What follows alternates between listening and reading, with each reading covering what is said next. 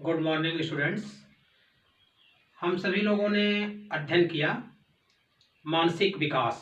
अब मानसिक विकास में एक बहुत ही महत्वपूर्ण सिद्धांत आता है जीन पियाजे का सिद्धांत, पियाजे का संज्ञानात्मक विकास का सिद्धांत।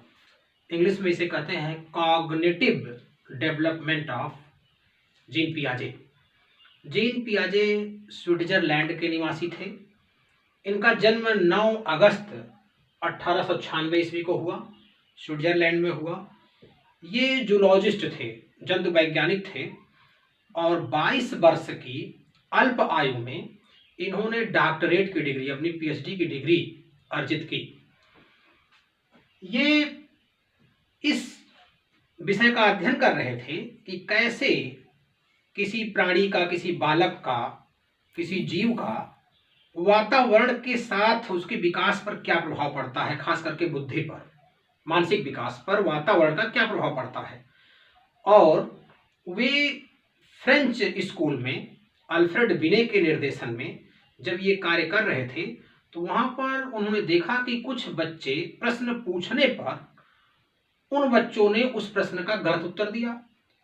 उनके दिमाग में एक बात कौंध गई कि बच्चे प्रश्न का गलत उत्तर क्यों देते हैं, और इसी को लेकर के बुद्धि के विकास, संज्ञानात्मक विकास पर उन्होंने कार्य करना शुरू किया। और उन्होंने अपने खुद के स्वयं के 3 बच्चों पर संज्ञानात्मक विकास का कार्य किया और देखा कि मानसिक विकास पर वातावरण का क्या प्रभाव पड़ता है। और इसी अध्ययन के पश्चात उन्होंने ये सिद्धांत दिया, जो कि टेट के पॉइंट ऑफ व्यू से आपके बीएड बीटीसी के सिलेबस में और एजुकेशन साइकोलॉजी में महत्वपूर्ण सिद्धांत संज्ञानात्मक विकास का जाना जाता है। तो आइए देखें, कुछ की पॉइंट्स हैं, कुछ की कॉन्सेप्ट्स हैं। उन की पॉइंट्स को जानना बहुत जरूरी है सिद्धांत को समझने से पहले। तो एक एक संप्रत्यय पर हम बात करते हैं। यहाँ पर हम लिखा की कॉन्सेप्ट्स, तो कुछ की कॉन्सेप्ट्स हैं, मुख्य संप्रत्यय हैं। तो पहला संप्रत्यय है कॉग्निटिव स्ट्रक्चर। हम सिद्धांत में बात करेंगे कॉग्निटिव स्ट्रक्चर की। तो कॉग्निटिव स्ट्रक्चर होता क्या है, मानसिक संरचना होती क्या है। तो जो बालक की जो मानसिक क्षमता होती है, उसी मानसिक क्षमता को, मेंटल कैपेसिटी को हम कॉग्निटिव स्ट्रक्चर कहते हैं। जैसे 10 वर्ष का कोई बालक है तो उसका कॉग्निटिव स्ट्रक्चर अलग होगा, 5 वर्ष का कोई बालक है उसकी मानसिक क्षमता अलग होगी। तो हर बालक की हर उम्र में अलग अलग कॉग्निटिव स्ट्रक्चर होते हैं। कॉग्निटिव स्ट्रक्चर का अर्थ है मेंटल एबिलिटी, मानसिक क्षमता। दूसरा जो टर्म जीन पियाजे ने यूज किया वो था स्कीमा।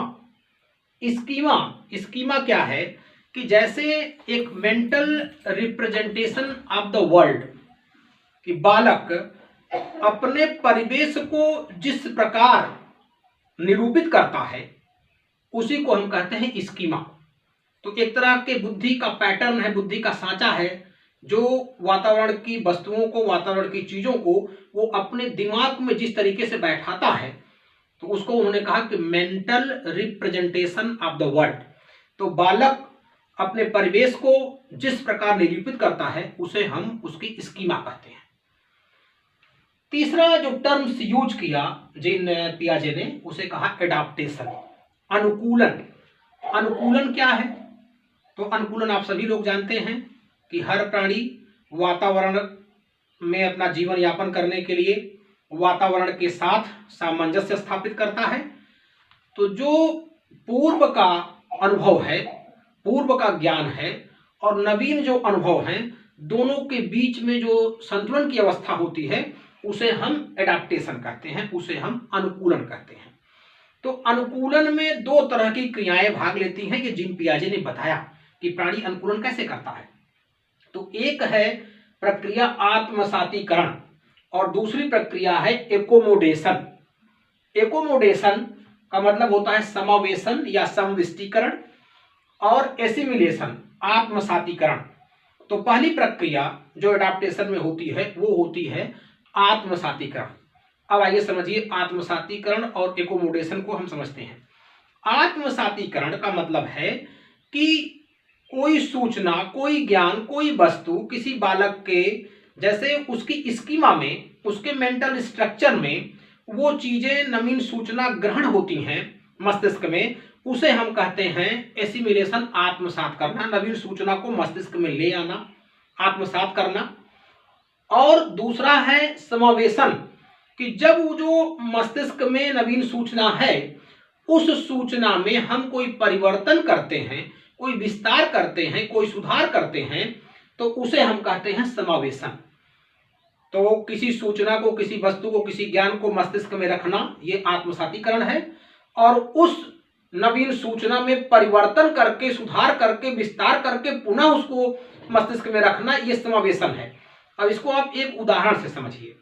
जैसे एक 2 वर्ष का बालक अपने पिताजी के साथ बाहर टहलने निकलता है और वहां पर वह एक कुत्ते के छोटे बच्चे, पपी को, पिल्ले को देखता है जिसका रंग सफेद है, और वो पूछता है कि पिताजी यह क्या है। पहली बार जब वो देखता है कुत्ते के बच्चे को, तो उसके पिताजी बताते हैं कि बेटा ये कुत्ते का बच्चा पिल्ला है। अब वो अपनी स्कीमा में उस ज्ञान को, उस नवीन सूचना को रख रहा है, इसे आत्मसातीकरण कहेंगे। अब उसने आत्मसात क्या किया कि सफेद रंग, वो छोटा आकार, 4 पैर, 1 पूंछ, 2 कान, 2 आंखें, 1 मुंह, उसने अपनी स्कीमा में इसको फिट कर लिया। इसे कहते हैं आत्मसातीकरण। पुनः कुछ दिनों के बाद वह बच्चा पिताजी के साथ टहलने निकला और वहां पर उतने ही बड़े बकरी के बच्चे को उसने देखकर कहा, पापा पिल्ला। अब यहां उसके पापा ने बताया, बेटा यह पिल्ला नहीं है, यह बकरी का बच्चा है। बकरी जो है पत्ती खाती है, हरी घास खाती है, बकरी में बोलती है, कुत्ता भाव भाव बोलता है, वो मांस खाता है। अब वह अपनी जो सूचना थी, जिसको आत्मसात किया था, अब वह उसमें परिवर्तन करेगा, सुधार करेगा, और ये जो पुनः उसने सुधार करके, विस्तार करके सूचना अपने दिमाग में बैठाई, उसे कहते हैं समावेशन। तो समावेशन में वो जब अंदर करना सीख जाता है तो वो प्रक्रिया है समावेशन। और ये दोनों प्रक्रिया, इसी को हम कहते हैं एडाप्टेशन। अनुकूलन में आत्मसातीकरण की प्रक्रिया और समावेशन की प्रक्रिया होती है। तो अनुकूलन यही है कि धीरे धीरे बच्चे की जैसे जैसे उम्र बढ़ती है वैसे वैसे आत्मसातीकरण और समावेशन की प्रक्रिया भी बढ़ जाती है। ये टर्म्स यूज किया, समझ गए होंगे आप कि अनुकूलन क्या है और आत्मसातीकरण क्या है, समविष्टीकरण या समावेशन क्या है। चौथा टर्म जो जीन पियाजे अपने सिद्धांत में यूज करते हैं उसे कहते हैं संरक्षण, कंजर्वेशन।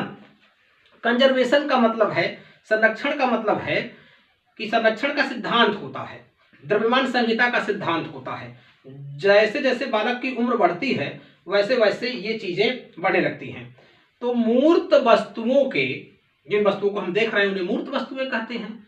तो मूर्त वस्तुओं के स्थान में और आकार में यदि हम परिवर्तन कर दें तो उनका आयतन और भार ये नहीं बदलता है।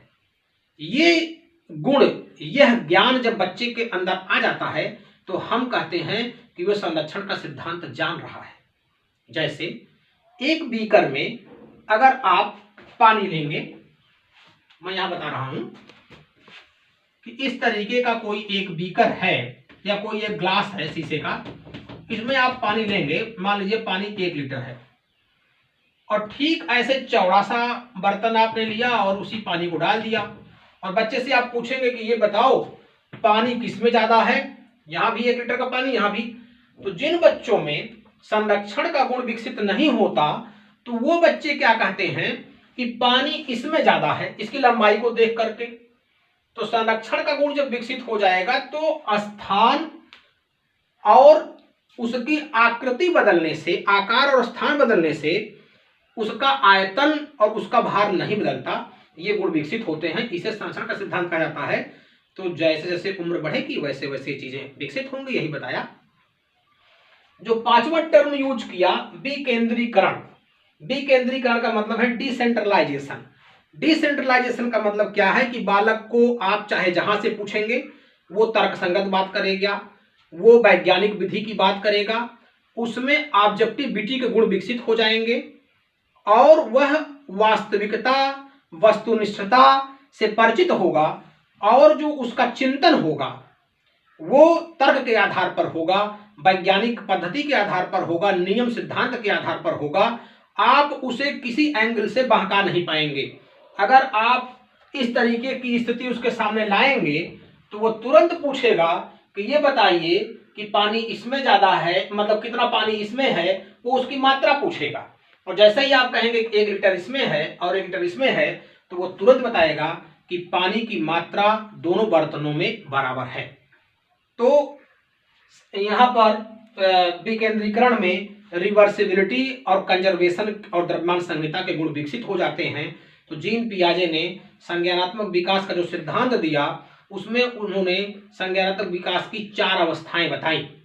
पहली अवस्था को संवेदी गामक अवस्था कहा, दूसरी अवस्था को पूर्व संक्रियात्मक अवस्था कहा, तीसरी अवस्था को मूर्त संक्रियात्मक अवस्था कहा और चौथी और अंतिम अवस्था को औपचारिक अवस्था कहा।